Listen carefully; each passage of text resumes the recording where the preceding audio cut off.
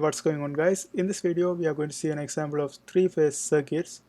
Let's look at this question. This question is asking, in a balanced three-phase Y delta system, the source has an ABC phase sequence and VAN is equivalent to 120/40 degree VRMS.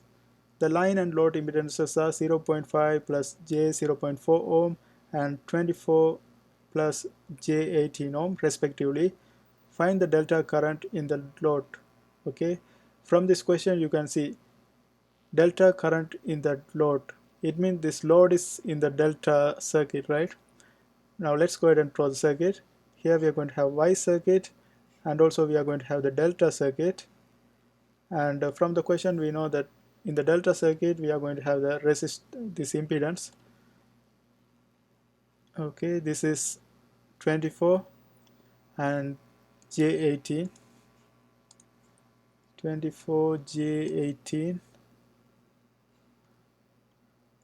J18, and we are going to have the same thing all over these places. Okay, and here we are going to have this one. Okay, this is our delta circuit, and in the Y circuit we are going to have this voltage. The voltage is given by 120/40 degree.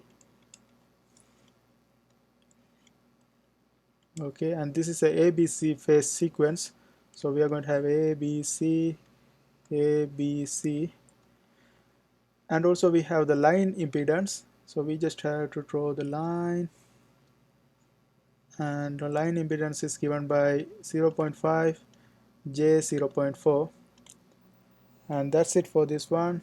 Now let's complete this circuit. Okay, this is our circuit. Okay, now the question here is to find out the delta current in the load. This is our load, right? Delta, we have to find the current across this one, but it's not easy. If we have this one in delta system, it's not easy, because after this current enter through this one, the current is not going to be equal. Okay, so in order to find this one easily, what we are going to do is we are going to convert this delta system into Y system. Then we can solve for the current, then we can solve that current, we can convert that current back to delta system. Now let's go ahead and do that. Let's draw our Y circuit. We are going to convert this one into Y. So the new circuit is going to look like, and this is N, A to N, and here we have A and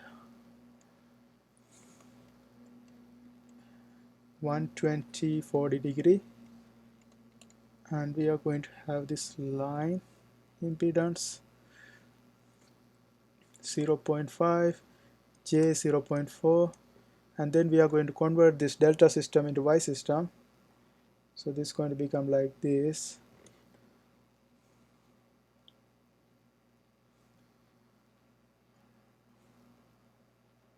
Okay, so this is our circuit.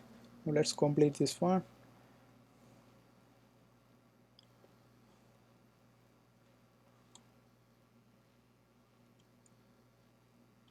Okay, so this is our circuit. Okay, now when we convert this impedance from delta to Y, you have to look at this conversion factor.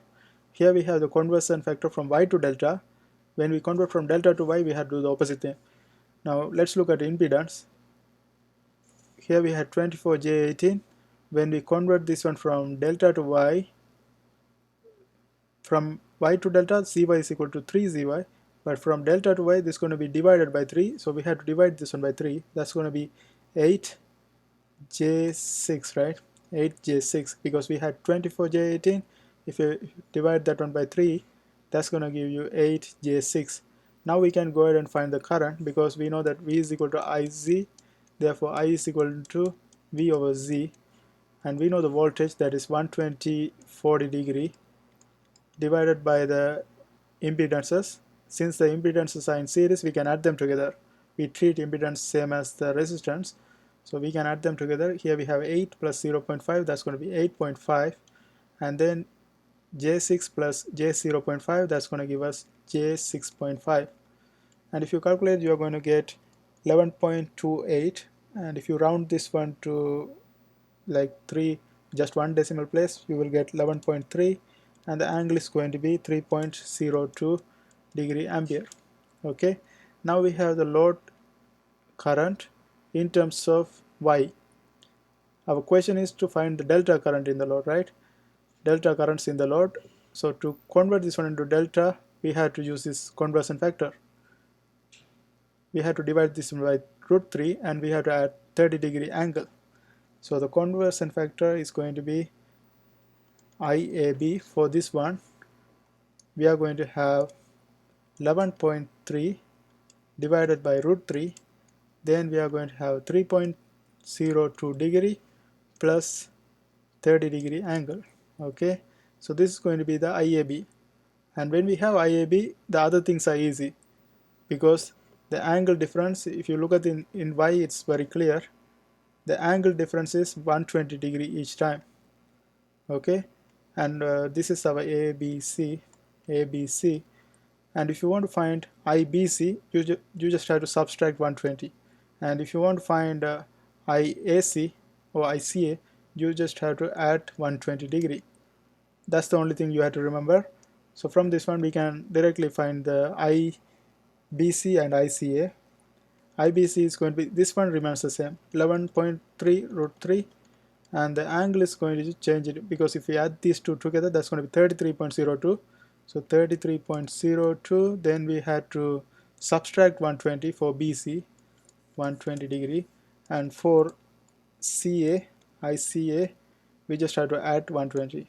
Okay, 11.3 root 3, but add 120 with the 33.02. Okay, 33.02 plus 120, and these are the currents we are going to have. These are the delta currents in the load. I hope this helps. Thanks for watching.